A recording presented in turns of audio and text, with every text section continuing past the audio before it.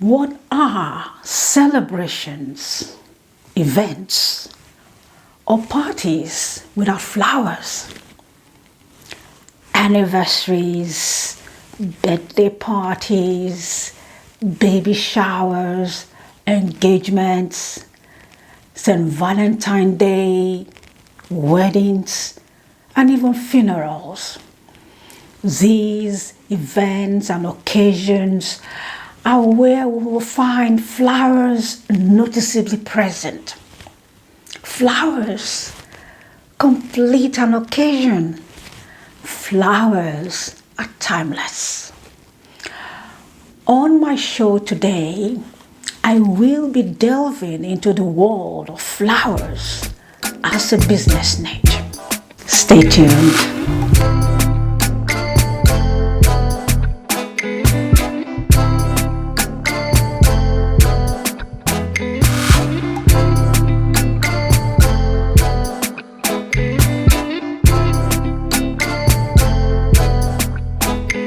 Welcome to World of Niches 1. My name is Lady Juliet. Today on my show, I will be talking to a fine gentleman who has been in the business of flowers for well over 10 years, working from his base in southeast of London, United Kingdom. But before we meet the guest, please subscribe to the channel, click that notification button so that you know when I upload a new video. Like, share, and comment on the video. Let's meet the guest. My name is Raymond Gordon and I am the Managing Director of Sunflowers UK Limited. Under what industry do you classify your business niche? Well, we are under the umbrella of events and floristry. So basically we do lots of table arrangements and for parties, weddings and corporate work and so forth. What was my attraction to flowers? Well, my attraction to flowers is that I'm someone that likes nature. And I like to see the beautiful flowers every day. And so I am also a creative person as well. So I think that's what attracted me to get into this industry. Who do you serve? Okay. My main clients are, just about anybody, but the people who really are getting married, and people who want to send flowers for loved ones based on whatever occasions that they want to celebrate, baby christening, flowers for church and events and so forth. So those are my main clientele. How much in funds does one need to start this business? How much funds? Well, I would advise that because this is a creative business, and within this industry, you just don't, you can't, it's not sort of the business that is more perishable products such as plant-based like flowers. They die. So basically you don't want to get involved in too much wastage because that's not business sense anyway. So I think to start a business, the advice is start small from home. Start small from home and try to build up your clientele. And then with your unique floristry talent, then that will take you further afield. But you will know when you need to go on the high street. What do you enjoy most about your business? Wow, what do I enjoy most about my business? I enjoy being a part of people's life. Not that I'm nosy, but I love to know that I am a part of your wedding. I love to know that I'm a part of your christening. I love to know that I'm a part of whatever occasion that you may be going through. And I will allow the flowers to really represent your emotion based on what you want to display. What age typically can one start in this business? Age. I would not put an age to this business. I would say I would rather say it depends on your enthusiasm. It depends on your love for what you do. Just go ahead. So I would not put age, I would not put gender, I would not put sex, I would not put nothing in it. I would just say, just if you love nature and if you love flowers, follow your heart and go for it.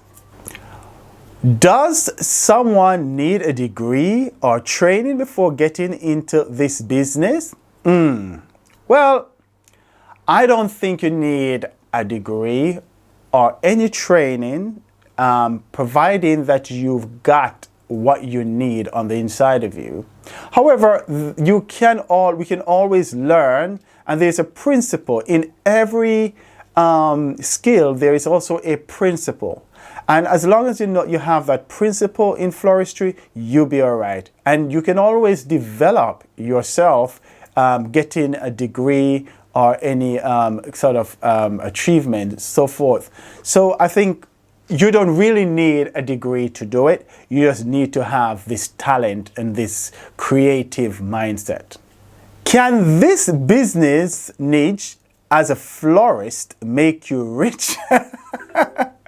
Like make millions as to become a millionaire? Well, that's a very ambitious question. Yes, it can make you really rich, but you have to be really hardworking, really talented, really creative. You have to really like what you do and do it best and do it over the top, because in life is what you put in, you will take out. Okay, I hope that answered that question. What advice would you give to anyone out there considering going into this business? I would say, guys, if you love nature, if you love flowers, if you love to do what you love to do, go for it. And just do it not because of the money, but do it because you love what you are doing. And then the money will come. The challenges in this business, I would say challenges. In everything, there are challenges and there are setbacks. The greatest challenges or challenge that I faced when I started is adding up. Can you imagine? I'm an artist and I've faced that challenge of adding up, making sure that the stems of flowers that I am creating, that I make my markup properly. But you learn, because you go to the market and you see this beautiful array of flowers and everything seems so beautiful, and you want to take this and you want to take that and you want to take this and you want to take that and say, oh my God, this is going to be beautiful, that is going to be beautiful. And you bring all these beautiful flowers together, and then when you realize you can't sell them, so you are not enjoying those flowers yourself. I think your marketing need to be really a strong point. You need to make sure that you have good marketing skills. You need to make sure that you mark up properly, and every stem is important. You cannot give away stems of flowers because that's your money you're throwing away. So the greatest challenge is not be able to mark up properly and not be able to know how to sell your flowers properly so you make profit. So it's a part where you know it's beautiful, you know the flowers is amazing, but then you are giving it away. And when you give it away and you can't make money, then your business will go bust, and you don't want that to happen. The basic equipment that we all need to start the business is basically, you need to have your scissors, you need to have workbench, you need to have like your rolls for tissue paper and your cellophane, You need to basically have a cool room. If you can't afford a cool room, you probably need to make sure that the place that you want to create your base is friendly based on the environments, because flowers, they're living things, and you don't want to have it too cold or too hot. The temperature needs to be really just perfect. So these are the things that you really need to start up. Am I a romantic person? It depends on what people say as a romantic person. I'm a married man with 2 boys, have 2 children. Yes, I send flowers to my wife. I give flowers to my wife. And yes, I'm a man. One of the questions that people always ask, oh, Raymond, you're a man in this industry. I just like flowers. And I think for men out there, you may feel like it's a feminine thing, just like to own a flower shop or to get involved in event. And I think that's just the ego of society. And just like chef and nurse and all these other skills, we get stereotyped to feel like we can't do it because people feel a certain way about us. And I think we need to really get outside of that box and just do things. So if you're a man out there and you don't want to feel like, okay, you're lesser than a man because you're a florist, I think you should really just go for it. You can do it. Don't watch what anybody else is doing. You know who you are. You're creative, and we need more creative person to get involved into this industry, because it's an amazing industry and you can make money of it. So watch your face and just get on and do it. Personal quality involved in this business is you need to be a very happy person, because you're dealing with living products, just as plants and all of that. And we know that if you have a bad vibration, the plants will die. That's what they say. But you need to have a good personality. You're dealing with people who are grieving when it comes to funeral. You deal with someone that is getting married. When it comes to the wedding, you don't want to have somebody with a somber face or some face that is not welcoming involved in your wedding, and you don't want insensitive persons to deal with you when you're taking a funeral order. So this person has to be really sensitive and thoughtful. I'm creating an oasis spray, and in this case it's a single-ended spray, but normally people use it for different occasions. You can use it for a wedding, party, etc. So this is like a single-ended. Normally there's 2-ended, which is called a double-ended, but this is a single-ended. And I'm using nice aster with Lysianthus purple. My color palette is purples and pinks and orange. So this is basically a bright color. And so I'm creating, I've already, as you can see, done the greenery, which you need to green up your arrangement first. And now I'm putting in the purple color palette in, and just put it in there. Just make sure that everything is nicely laid flat. I just love this. So you can even, you don't have to cut it with the knives. You can just use your hand and just pinch it off there, and get in the purple color palette right through, just like that. Beautiful. Just want to get it in. These are nice purple Lysianthus. You can get your Lysianthus in different colors, but they're basically the same flower. Look at these beautiful heads. You get them in pinks and purples and whites. Some comes in green, then lovely. You can get them many sizes and many shapes as well.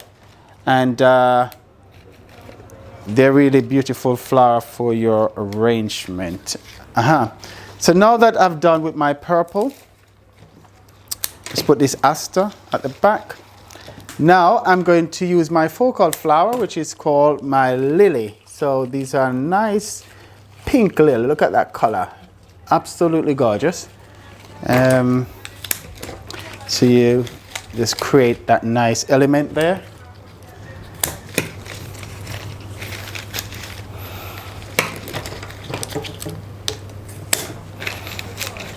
Okay, and now I'm going to use a different tone of pink Lysianthus. Notice it's the same color, same flower, but it's different color.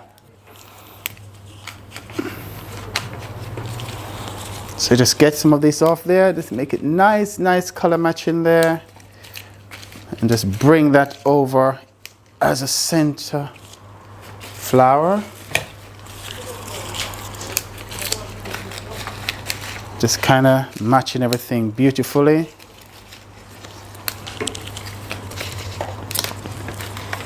And this is now coming, give you a nice shape. Now I'm going to use my orange. So the orange is going to break the colors. Look at that. Just break it in really beautifully. Just get that in there like that. So I'm creating a nice focal. Right? And I love these germinates. These germinates are just fantastic. It brings out the beautiful color as a vibrant color palette. And then now I'm going to get my roses, and I'm going to bring the roses down and kind of cascade them all up. So you have that going up, and then you have these roses now in the center to kind of bring your eye into all the flowers. And then I can't do without the lovely green, so you're going to bring the nice green there. These are green blooms. Let's cut a little bit off there. I love working with these blooms. Right? And then that's a green bloom. So your eye seeing all that green, beautiful thing. So this is my single-ended arrangement. You can put that for your birthday party, your wedding centerpieces. And isn't that gorgeous? I think it's amazing. If you're just joining us, we have been talking to Mr. Raymond, who has been in the business of flowers for well over 10 years. Raymond has shared with us some very useful information for anyone out there looking to get into the world of flowers. One of such very useful information is that you need to be creative. You need to be a creative person. Have your creative juices flowing. A second information is that you have to have a positive outlook on life. Be a cheerful person. Imagine wearing a miserable look, offering floral services for a wedding or baby showers. A third important information that Mr. Gordon shared with us today is that you need to know about marking up the price of your flowers. Failure to know about this markup, you will sell yourself short and will not last in the business. So I hope you find this video very useful. I'd like to thank Mr. Raymond Gordon for coming on the show. Thank you, viewers, for watching. Don't forget to subscribe to the channel. Click that notification button so that you know when I upload a new video. And of course, like, share, and comment. I look forward to your comment. Best wishes always, and stay blessed. Bye for now.